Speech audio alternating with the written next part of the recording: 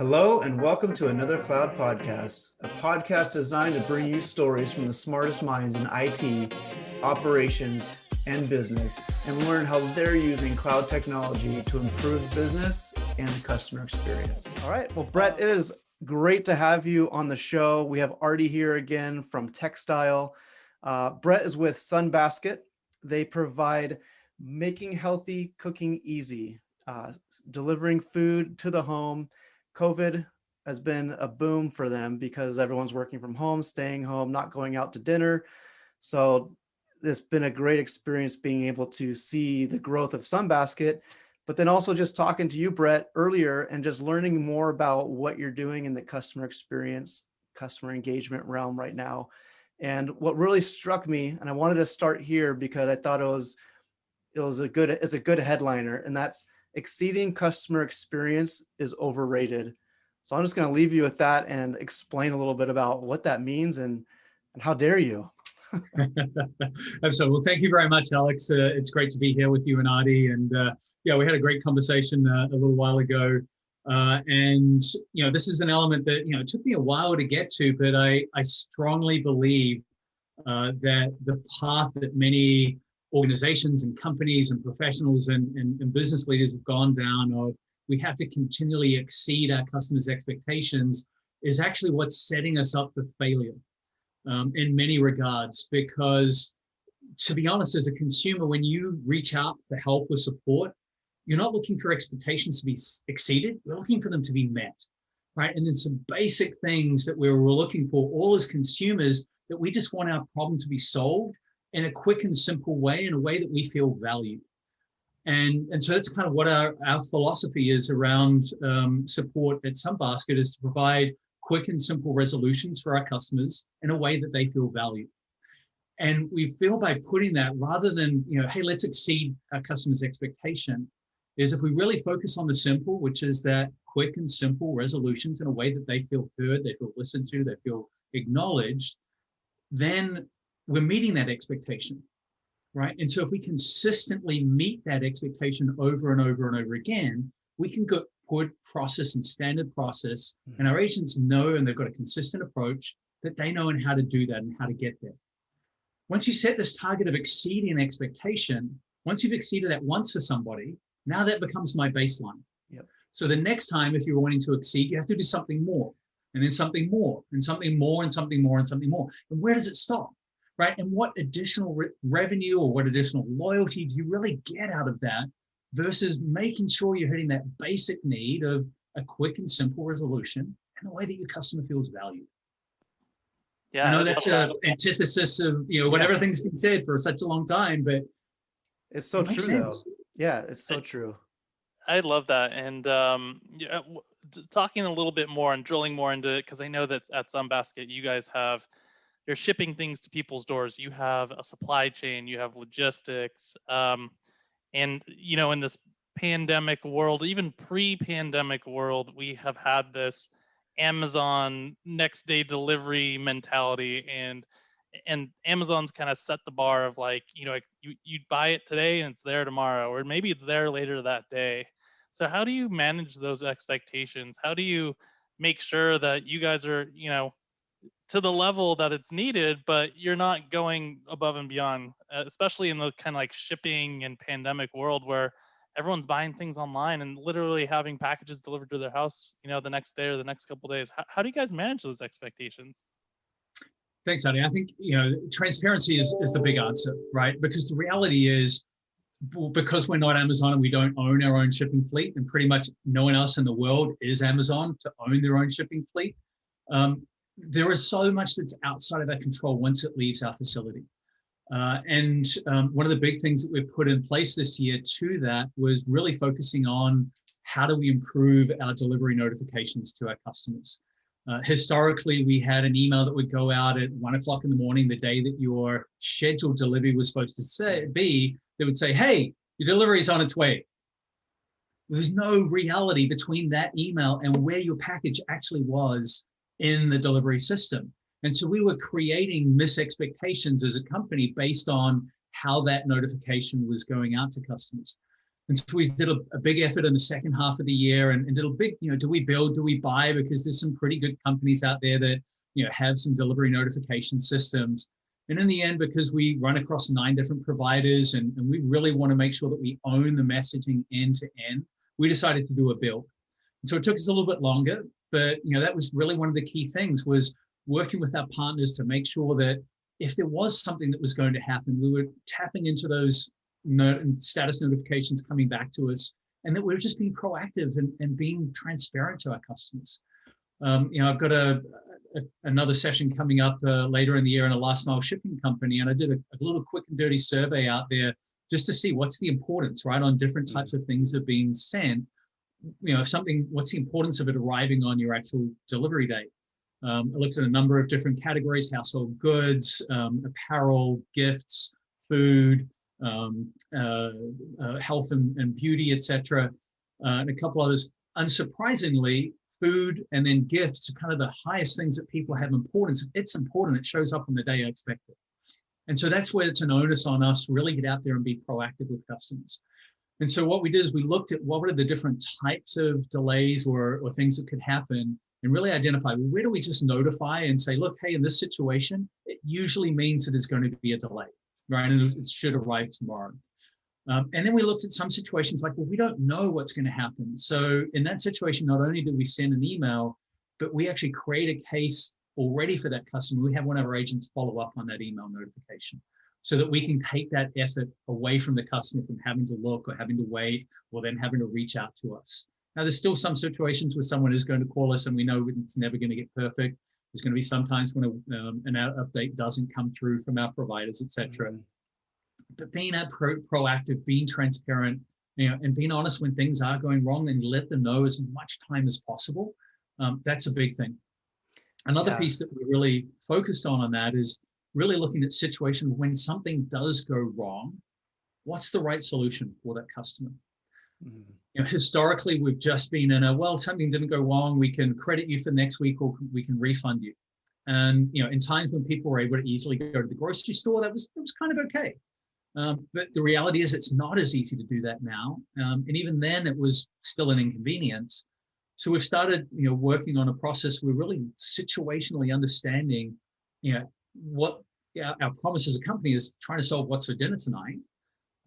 And when we make a mistake in that, what can we do to identify a way to fix it? And so rather than just giving credit or just giving a refund, we're now starting to look at situations where, hey, do you have another meal in your fridge or another Sunbasket you can cook tonight? And then we can get a replacement for that steak out for you tomorrow, right? Now, it's not coming from us because we've got a cycle and the distance from us to them is usually great. So instead, we're using gift certificates for a Whole Foods or a Sprouts or, the local organic market or other food store. Right. And then sometimes, they can't wait for tomorrow for something to be replaced. So we'll go with a Grubhub or an Uber Eats or DoorDash, et cetera, and offer them a gift card to get dinner tonight so we can truly solve that initial problem that they were looking for. I love that example.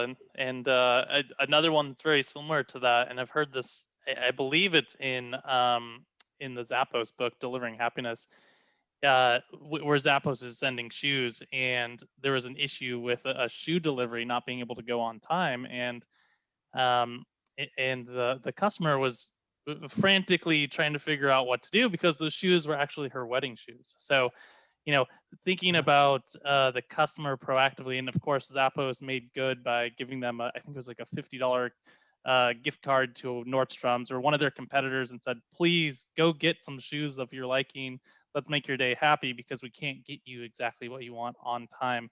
So it's great to hear that companies are taking the extra step to not only build the rapport, but also listening and being proactive and really focusing on the empathy of the situation. And, great example of like, you're getting your basket for dinner. So if you don't get it on the day that you expect, what are you going to do? Like if you have a household where you're having mouths to feed, how are you going to solve for that problem? So I love that example.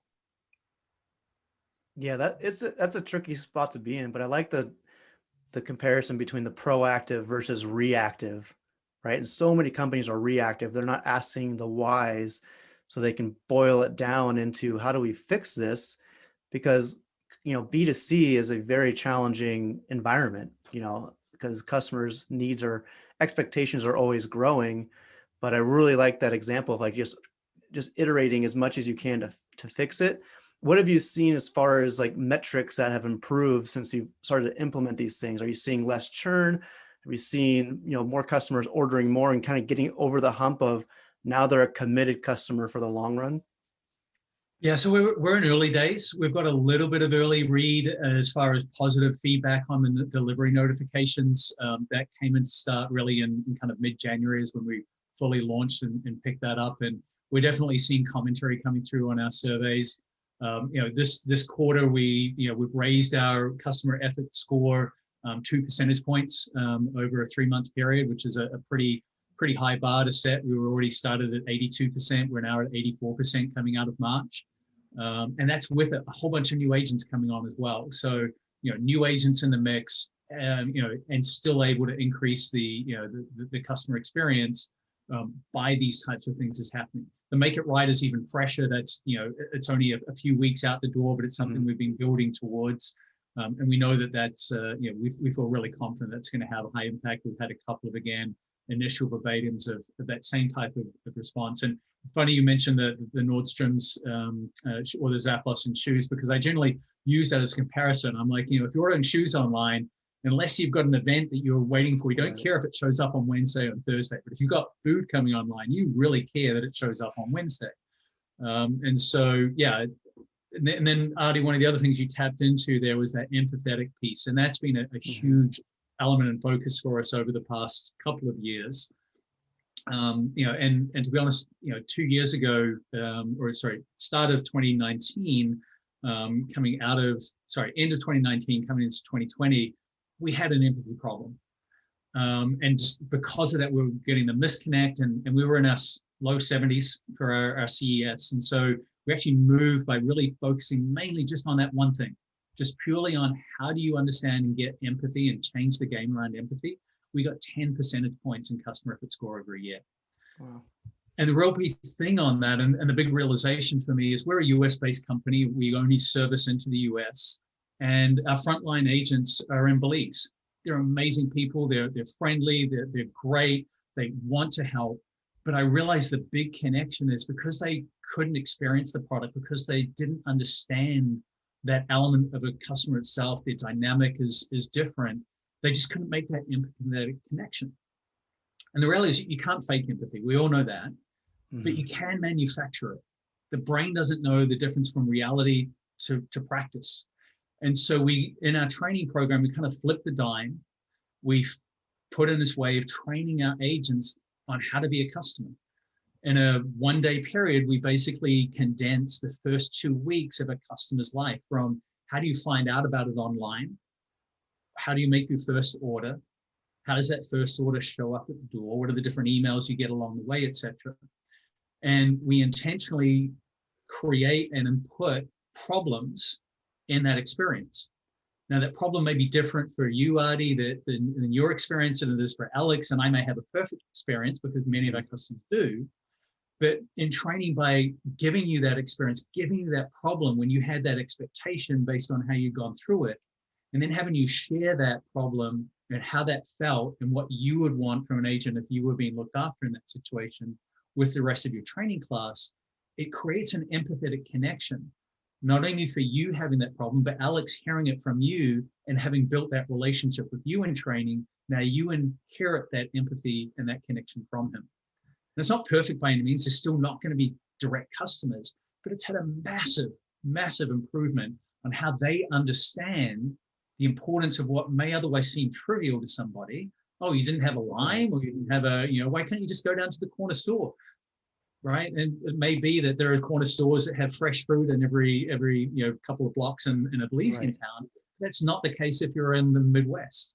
So, that element of just really upping the game and flipping the model. And so we do that training on how to be a customer before we train them how to be an agent. I love that. A great example, I won't say the exact company name, but a large retail pet, online retail pet company was deciding to start to outsource, and they did an outsourcing test in the Philippines. And for most of the people listening that may not know, in the Philippines, dogs specifically, they're never on leash. They're always off leash. They're in a yard. A leash is pretty foreign to someone in the Philippines. Like the understanding of you would actually tie someone to a rope and you would hold the rope the whole time while you're walking your dog. It's a pretty foreign concept.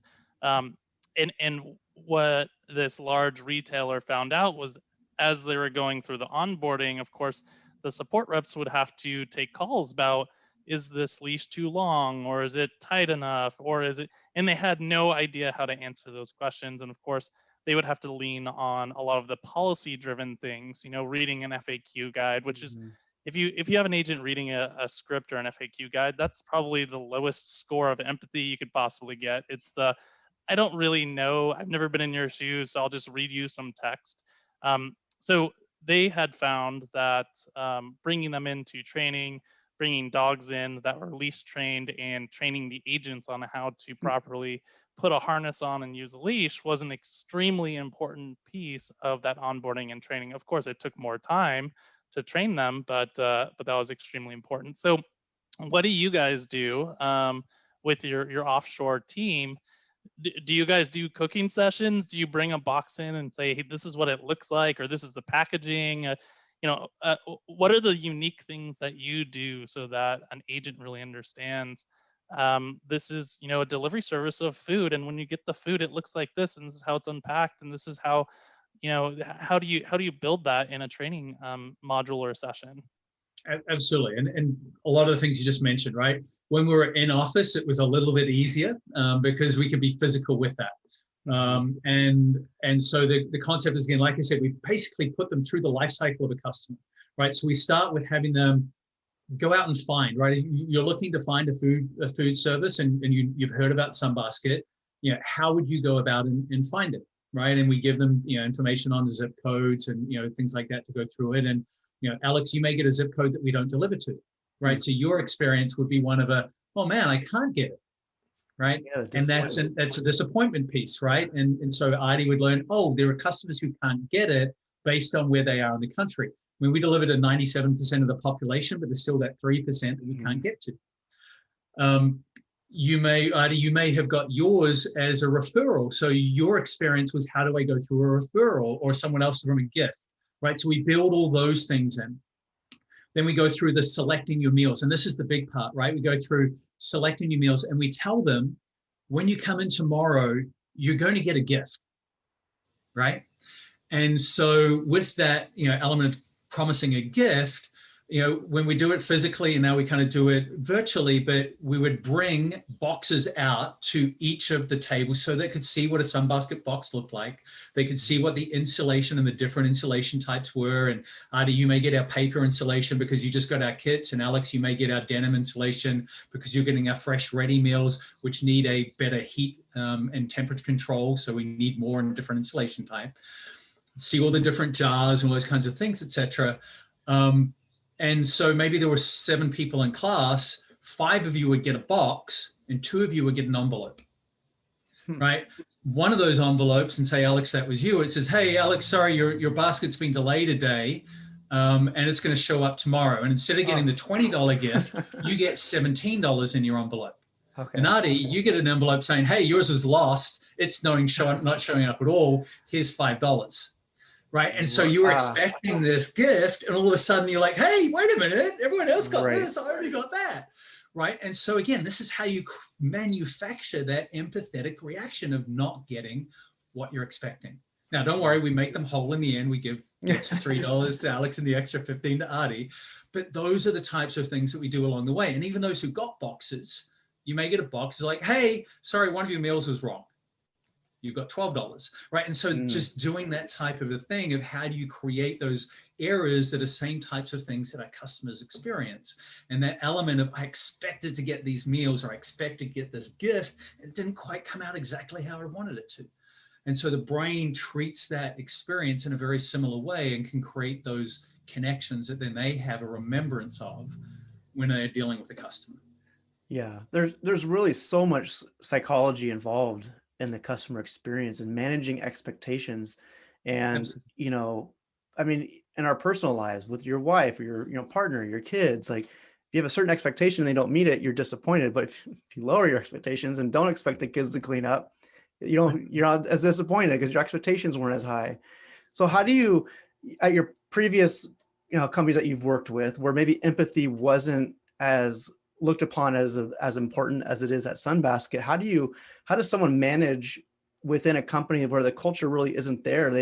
There's not as much push from the C-level or from the executives to provide that empathy, and it's more of a churn and burn almost. Do it yourself. I mean, here's the thing, right? I mean, there's certain times you've just got to, ask for forgiveness later, right? But just go down that path. And there's certain things, and the program that we did cost $20 per person, right? If you can't find a $20 per person somewhere in your budget, it's there somewhere, right? We're not traveling as much, right? You've got places that you can find. Yep. To the point earlier, Adi, you talked about our training takes longer. We've continued to increase our training time, right? Because we realize that investment up front is what's going to stop that churn and burn. What's going to stop the customer from churning and burning. It's going to stop the agent from churning and burning. You talk about managing expectations. I think there's some simple things that you can do that even don't cost money. And I think one of the things that a lot of organizations focus on is just one part of kind of what I think is a full resolution and the 5 A's. And most of us really just focus on the middle A, which is assisting customers. Right? The whole focus is you've just got to assist the customer when they contact you. And that leads to a lot of customer frustration, a lot of that psychology of not being heard. That increases the cortisol level and the stress level when you get in. When someone calls in and you tell someone your problem and they say, "Great, can I have your email address, please?" Okay, yeah, well, maybe that's because all they're doing is focusing on assist. And in order to assist you, I need that email address. Right. But if you expand that out, and I think there are really 5 key A's that it takes to deliver that, quick and effective solution that makes people feel valued. And the first one is to acknowledge, right? The first one is you acknowledge the issue that they've just told you and that there is an issue and that they're important to you, right? So you acknowledge who they are. And that's by, paraphrasing back what you've just heard, right? And acknowledging the impact of what that issue is. And it's a real issue, right? Then the next part is aligning, right? It's aligning on what can be done. And that's that, openness piece before we even get to the assistance. Well, what can we do from here to there, right? And that could be just as simple as, oh, I've heard you. Yeah, I can help you with that, right? And immediately you hear that I can help you with that. As a customer, your cortisol level, your stress level that comes down, and you feel that you've been acknowledged, right? You feel you've been understood. And then suddenly this person's on your side. Then you go into the assist. Then it's okay to ask for your email address, right? Alex, I'm so sorry to hear that your meals didn't show up today. You know what? We've definitely got a few different options that we're going to be able to work out in order to be able to help you figure out your meals for this week. To help me with that, can I have your email address, please? That's a much different opening experience to get to the assist, right? So once you've done the assist, then the next part is advice. Right? A lot of companies talk about this next issue avoidance. That's part of advice. Then there's not just issue, but something that can help them better with their overall experience with the company, right? And that elements, now that you've given them the assist, they feel that you're on their side. That advice comes through as being of good nature and goodwill. And even if some of that advice helps you and your company and your growth and those types of things, it's accepted now as an area of somebody who's now helped me and they're trying to help me even further. And then the last part, it doesn't always happen. There's not always an opportunity for it, and it's not always the right thing to do. But once you've done those 4 things, then you're in a position to ask. Ask for feedback. Ask for, hey, have you tried this? Hey, have you done this before? Hey, really like your perspective. Our marketing team would really like to understand what your opinion on this is. Or our development team, we didn't talk about your interaction with our app today, but our development team's really interested in, do you use our app? And would you mind giving me answering a couple of questions for our development team? Right. And so that ability, once you've done those 4 things, that permission that you have to open up, assuming that you've kind of got that, the customer's in the right space, and they can still be angry and mad after you've done all those 4 things just because the world isn't great for them that day. It's not necessarily you, but you still wouldn't ask at that point in time. But it gives you that gateway, that opens that door to bring in and then bring more value back into your company. for them and for the future, for the customers in the future. Yeah, That is and it that is doesn't an even have to awesome be framework. it doesn't even have to be a big ask either, right? It can be simple, and it's very low. It's a small, easy ask in a lot of cases, where you can get a couple nuggets that can help development team, that can help certain departments improve and get better slowly, right? With that process improvement. And how have you seen the agent churn improve or sustain with having more empathy and, utilizing these 5 A's in the contact center? It's definitely helped us. Up until there was a brand new contact center offering more money down the road, we were actually doing really, really, really well with our attrition and our retention through our agents. And I think part of it, again, starts from the start. I talk to every new training class that comes through. I share a lot of philosophy, the empathy, our mission, the 5 A's, right from the get-go. Every one of my internal team gets introduced to our new agents as they come through the door, through different meetings, etc. And really, that's just showing that we care, right? And showing the empathy, the element for it, and why it's important to us, what we're looking for from them, how we want to celebrate them, how we know that it's a difficult, we know that it's going to be challenging. In the last class before they get out, I asked them what they're most excited about and what they're most afraid of. Because let's be honest, talking to people for the first time as an agent can be a pretty scary thing. Coming across and coming straight out of class, we've got all this, complex, scenarios and processes. Even if you've been an agent somewhere else before, it can be a scary thing. And giving that room, giving that ability and that space to be able to talk about what we're scared of doesn't happen very often, but it's hugely powerful. Because if one person's feeling anxious about something, many other people probably are as well. And they all think, well, I'm just alone in this, right? But once they share it, it again creates more of that connection, and that, we like to think of Sunbasket as a family, and, our employees, direct or through our contractors, they're a part of that. I tell each one of them, the only way that I'm successful is when they're successful. And at Sunbasket, you guys have a really, really complex business model. You have a lot of inbound inquiries and intent types, queues, if you could call them that. You've got everything from helping people place orders online, if there's technical issues with the app, shipping and logistics, where's my order, to maybe membership questions, change my billing address, change my shipping address, cancel my member, pause, skip next week, or I got the wrong items, or maybe I got the wrong menu card. I got the right items, but I got the wrong menu card, or the vice versa. So how do you, when someone calls in, it's pretty much how can I help you today? But how do you categorize that? Do you try to categorize all of them? Do you lump them together? Tell us a little bit about how you categorize and send or route to the appropriate people that could help them. Absolutely. From a categorization perspective, we've got a pretty robust coding categories. You mentioned a lot of those main things. So our main ones are membership, delivery, fulfillment, cancellation kind of falls under membership. Under fulfillment, we've got everything from wrong to missing to too many. Sometimes that happens. Occasionally, some people call us and say, hey, you gave me too much. Right. And so we've got a really, broad set of data. And again, that kind of helps us in many ways. It helps us, to identify, where we need to staff and those types of things. But the big part of the other part of my job, I see two things that we have as customer service professionals is how do we create amazing, great experiences for the customers who are in front of us right now for the problems that they have? And how do we take that data back into the business to identify the prioritizations of what to fix and what to change to reduce or eliminate as much of those problems as possible? Now, with deliveries, we know we're not going to be able to eliminate all of those. It's a reality. Having perishable food, we're not going to be able to stop all of the quality issues. As amazing, as great as our QA teams can be in the store, or say in the facilities, there's still going to be something that goes wrong from that perspective. Right? When you're picking hundreds of different menu items and putting them into boxes, you're occasionally going to grab something wrong, or somebody's going to put the wrong thing in the wrong slot.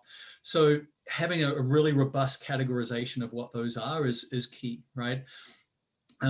To be honest, so far we really haven't. We used to specialize between our retention agents and our help heroes. We call them our membership ambassadors and our help heroes.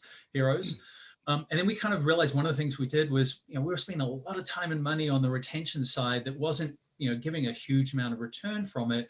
And so we automated a lot of that. We put that directly in the customer's hands, which is really what customers want. They don't want to have to talk to somebody unless they want to on the way out. And so giving them an easy path out makes it easier for them to come back. If you make it difficult for someone to leave, they're never going to come back. Right. So we automated a lot of that, and we've really used very much a universal agent model. And that, is challenging because we do have, as you mentioned, a really complex, broad range of elements, and even within the food, our menu changes every week. So, the menu items you were talking about last week or the ingredients aren't the same ingredients next week quite often. And so that does create a lot of that complexity into training, which is why we've kind of been lengthening our training and playing around, and we put people through different queues. We get into a size now where we're starting to be able to get into priority of queues and things like that. But still everybody needs to be able to handle every queue. But I think, we're not at that size yet that it really makes sense to have specialists. We continue to work on that generalist element, and it works for us in the most case. Yeah, and that really shows how important it is to keep the agents happy, right, and to keep them there, not to have churn. Because you get someone on board and after 6 months, say they're really great and they're doing wonderful. If they left, you just lost all of that great knowledge resource, right? And knowledge base that they've learned all these different aspects of the business. So to have that agent that can do it all is great, but it's terrible when they leave. So the fact that you're focused so much on the training, right? Focus on the empathy, the 5 A's, which all help keep everybody happy internally as well. So you mentioned when we talked before a little bit about like where companies miss or where they lose out when customers call in or members call in, like where do companies miss on that situation? If you remember what we talked about. Yeah, so I think I'm going to step back a little bit first before I answer that. And you mentioned that focusing on the agent and churn, and one of the big things is you can't have great customer experiences without great agent experiences. And so we realize that, and we focus a lot on that, and we partner a lot on that with our BPO partner. And they're a relatively newer partner. We've really worked with them and partnered together, kind of improve a lot of processes that they do and that we do. And now they're within their organization, they kind of use us as their learning path and their test bed. But we took the first time we went out and we did kind of an agent employee NPS, we were at a 4, which wasn't great. And we did a lot of activity and partnership with our partner, and they really came to get to the game with us and picked up and really focused on us that how and that really working around coaching, right, and using quality to identify things that people are doing right, not as quality to focus on things people are doing wrong and catching them, but more as a quality of if somebody's doing something wrong, that's an individual coaching experience. If everybody's doing something wrong consistently in QA, that's not the agents. That's us. That's a training opportunity. That's a policy opportunity, right? So how can we use this really as, take the fear out of QA, take the, the negativity out of getting that coaching and really flip the dime model on that again and put it into how do we use that as a way to continue to show that we're here to make you as successful as you possibly can be. Now, some people don't take feedback and, that's just not sometimes the right place to be, but that is going to be the key factor is how do you make sure that you're creating those environments that they feel supported and that they feel looked after and cared for? Because when you do that, they will look after and they'll care for your customers. And so you talked a little bit about NPS and CSAT, but are there other ways that you're collecting either employee or customer or member feedback? Are you doing things like effort score, and if so, how? Yeah. So we customer effort score is our primary score that I manage and look at the success of my business by. It's the number 1. Number 2 is resolution.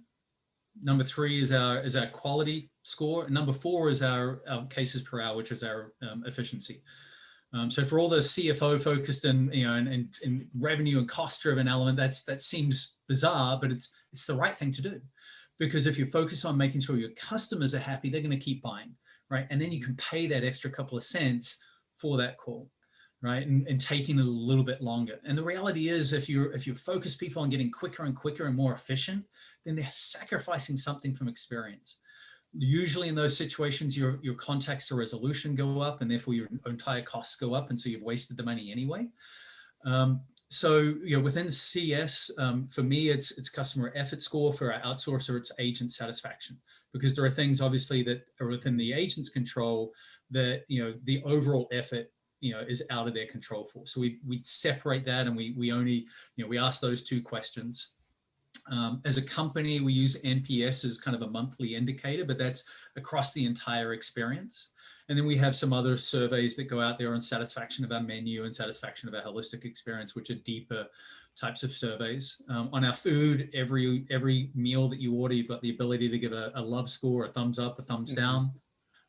Our operations team focus on that case coding that we do and identifying the number of errors per box. Or errors per meal, and then they use that and identify where in the facility, that if it was a pick error, where that happened, and how they can train and focus on what might have caused that, etc. So we're definitely a very data-driven organization and company. And one of the big things we're doing is, because we've got all these different surveys, historically it's like, well, this survey is telling me this, and well, this survey is telling me that, and it's like, well, what's the correlation between the two? And so from a data science perspective, one of the things we're doing right now is, how do we take all of the different words that customers are using and come up with a common lexicon of how we code that on the back end, and how do we make sure we're truly understanding the denominator and numerator of the responses, so that we can really give apples to apples scores and really make sure that our indices are moving along together, and that we are identifying things that we can holistically and collectively identify and agree on and prioritize to move forward for the company. And oftentimes when I hear that there's a BPO, usually you want to track them and their performance, but also you want to create some sort of bonus incentive program based off of KPIs and metrics and feedback. Do you guys have one of those in place? And are they judged solely on customer effort, or are they judged on other areas? How do you structure that? And for someone who maybe doesn't have a BPO or is thinking about going down that path, how would you help them down that path?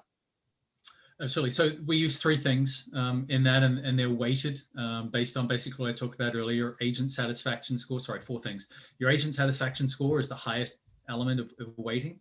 Your resolution rate is your second. Your quality score is your third. And your cases per hour is your fourth. We still want efficiency. Obviously, we need to be effective. We still need to staff for that. And it's one of the things I share is the biggest reason that we need you to kind of continue to focus on that is we forecast how many people we need based on how effective you are.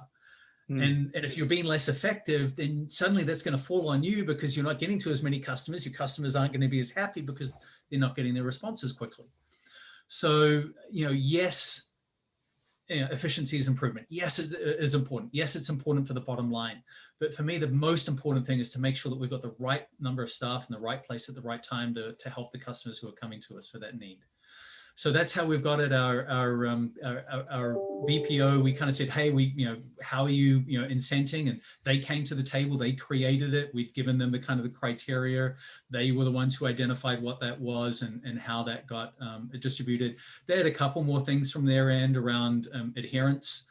That again, kind of that right place, right time, but that's really low because, a call can run over, right? And things happen in life. So, it's those things that are more in the control of, as an agent, what's the experience I'm giving, and am I resolving your issue? Of really those two primary drivers that go into that bonus structure. And QA's there, but the reality is, and every agent who's been out there, I started as an agent, I know this, getting one coaching a week or maybe two coachings a week when you handle 200 customers a week. And if that one didn't happen to go well and someone beats you up over it, right? So, I mean, that's where you look at QA as a different model, and it shouldn't be a punitive thing. It should all be about how to use QA to really identify the places where there's opportunity for individuals, but where the opportunity is more on yourself. And the QA should be a better reflection of your program, your training program, your knowledge program, your policies, et cetera, than it is of your agents and their individual performance. Totally agree. I was an agent as well, and I hated the one or two. And we did two types of shadowing. One was in the know, so someone would literally get a YJack, a team lead, and listen to your call. And then it's kind of like a cop's behind you. So you're like, you'll drive the speed limit. You're going to hit all the notes. You're going to make it perfect. It's going to have the best handle time. You're going to have the best empathy. And then there was the other version, which is they're just going to pick a random call that was recorded and listen to it, which feels it's less bad in the moment, but feels horrible when they pull you into a room and they're like, okay, so I picked a random call and I listened to it. It came from yesterday, and you're going through your head and you're like, I talked to 40 customers. Oh no, what if they had the one that, with this call? So it's a weird experience. So yeah, I totally agree with you.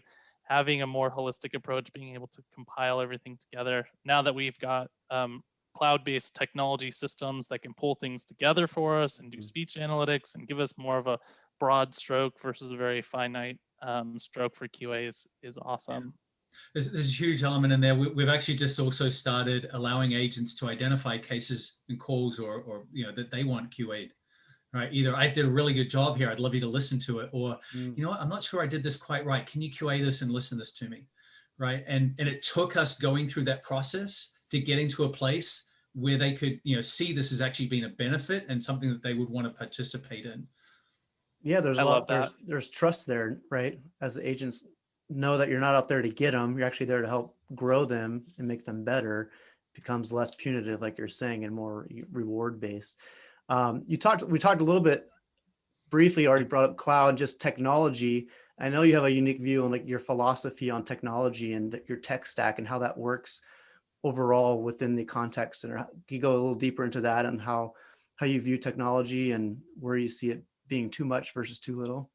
Yeah, absolutely. I think there's amazing technology out there. It changes all the time. There's new things, and there are some things that are absolutely great and phenomenal and game changing. And then there's sometimes just really cool, shiny bells and whistles.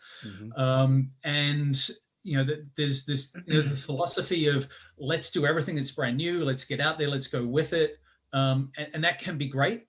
We've decided to not necessarily take that approach, because when you do that, you may create this nice thing on the front end, but the interweb that has to happen on the back end just starts to get bigger and bigger and bigger and more unwieldy. And the cost to actually manage that, so your total cost of ownership is to me a really important consideration, and the impact that you're having on other parts of the business from doing so. So we've got a pretty narrow stack. We've got one CRM, and we've got a telephony provider through an AWS-based telephony provider. And we've got a couple other small things that we bolt into it. But by keeping that stack really narrow, we keep all of our agents in one single tool. So one of our key criteria is we bring on something new from an outside that's not an existing stack. Doesn't mean that my agents now have to go to a different place to work. If it does, that goes really low down on my capability wanting to do it, because then it creates more effort and a worse experience for our agents having to bounce between this, that, and the other. Right. And so, I try to keep our stack really narrow. It's good for the agent. It's good for our finance team because they've got fewer invoices that they have to process each week. It's good from a legal perspective. That's less contracts that have to go through on an annual basis. It's good for our IT and our development passes because it's less things that they're having to tie through. It's better for my CRM development folks because there's less things that they're having to deal with. And so, that's been my philosophy is, keep it tight. Look for what's out there and new and what's coming. Identify, can it bolt into the system and integrate well? And if it can, let's get open to it. Let's look at it. If it can't, and then it's really a way off of how important is this? Is it truly a game-changing technology that our customer wants? Or is it a shiny whistle that just because it's a fad thing and is a kind of a nice, but creates much more complexity on the back end? Yeah, and you said it earlier, every time someone calls in, the one thing they hate hearing is, what's your email address or what's your phone number? It's like, you have my phone number. I called you. It's not blocked. You should be able to look it up. But the second thing, and this kind of touches on what you were just talking about, that people hate is, oh, hold on while I look that up in a different system, or hold on, I don't have access to that tool. Let me transfer you to someone else who does. So that's a great example of trying to get around that and having too many pointed solutions and 5 CRMs and all that's. Keep it simple, put it all into one easy tech stack that's nice and together so that the team members have access to everything and they can just see it on their screen without having to log into Okta and then log into 3 other tools and things like that. So I love that. One kind of final question that I have, in our last episode or in our last podcast, we were talking to Duda, and we were talking a lot about customer segmentation, um, looking at customers that may have higher value or lesser value, treating them in a white glove for the higher value, treating everyone else just as good, of course, but for those high touch customers, maybe routing them to the best agent, or maybe spending a little extra time or thanking them for their membership or their service. So do you guys do that at Sunbasket? If so, how do you do it? Or are those things that are on your horizon that you're looking to do? And if so, what are you looking to change? Absolutely. So we do some things. We're looking to change some things as well. And so we've had kind of an accelerated service level. So customers who are kind of in our VIP element go to the front of the queue, and they get priority routing. There's also a slightly higher compensation that we offer for customers who've been around with us for longer. And so those are kind of two things that we've done in from a customer service perspective. From a company perspective, we have some other things. Those customers get access to our tasting panel. So as new meals come onto the menu, they're the first people who get access to that. And, we reward them with that by, if they, take a tasting panel and they complete a survey, we give them a 50% credit towards their next order for doing so.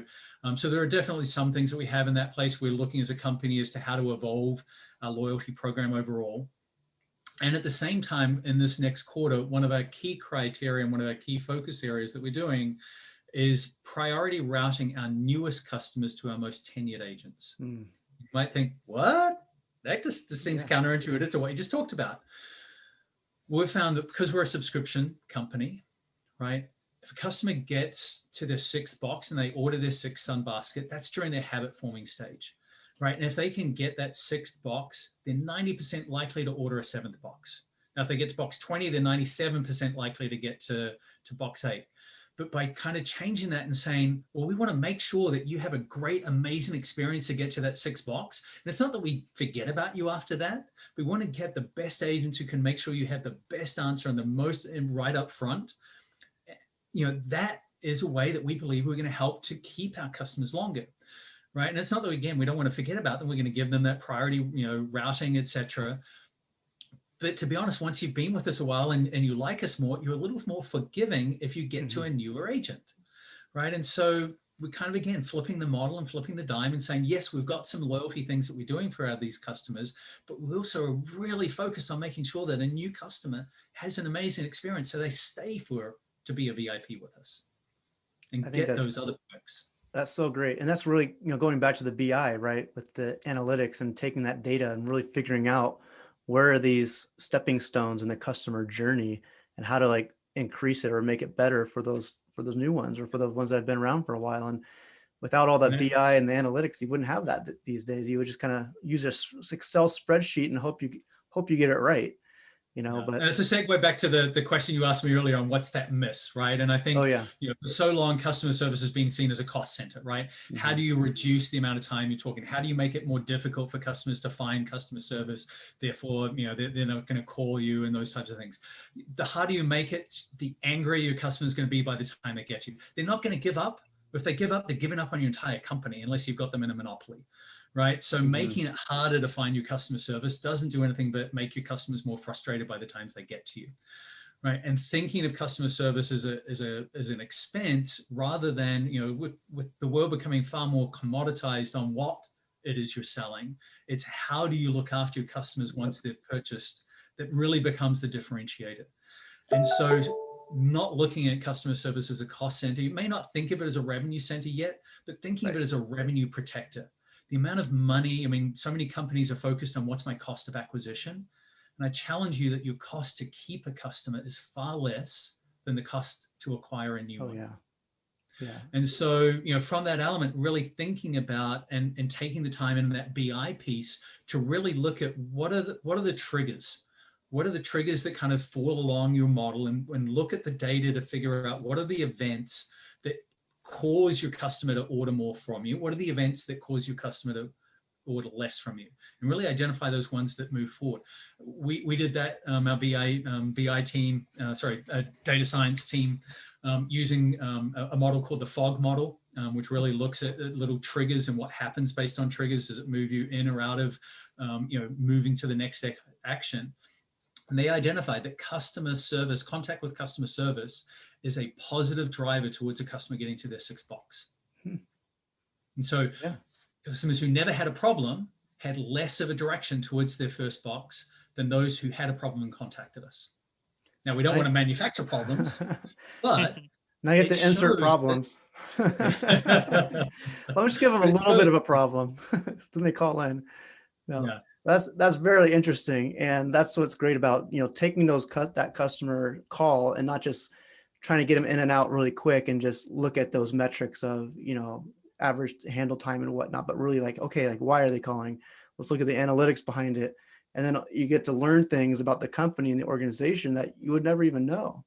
So it's really interesting. And Brett, we could talk for hours. We were on a podcast yesterday with another gentleman, Duda. And it was just talking shop the whole time. And between him and Artie, man, they're going at it. And as far as what Artie experiences, what they do, and it's just been great having you on this podcast and taking the time to share so much about your organization, how your philosophies, the 5 A's, the empathy, the simplified tech stack, keeping it simple. So many good nuggets there. So I really appreciate you jumping on and spending some time with us this Friday. It's been a pleasure. Absolutely. Thanks very much, both of you. Thank you, Brett, so much for joining us. And I've learned more, not only in the customer service realm, but also about Sunbasket. And Alex, I don't know about you, but I'm about to go buy. I'm going to sign up. I'm really excited about your company and how you guys treat your customers. And it makes me want to be a customer. So kudos to you and your company. And thank you so much for joining us on the podcast. Be sure to apply the sunscreen on that PTO when you're out next week. So I will. Don't go too crazy out there. Well, that wraps up the show for today. Thanks for joining, and don't forget to join us next week as we bring another guest in to talk about the trends around cloud contact center and customer experience. Also, you can find us at adleradvisors.com, LinkedIn, or your favorite podcast platform. We'll see you next week on another Cloud Podcast.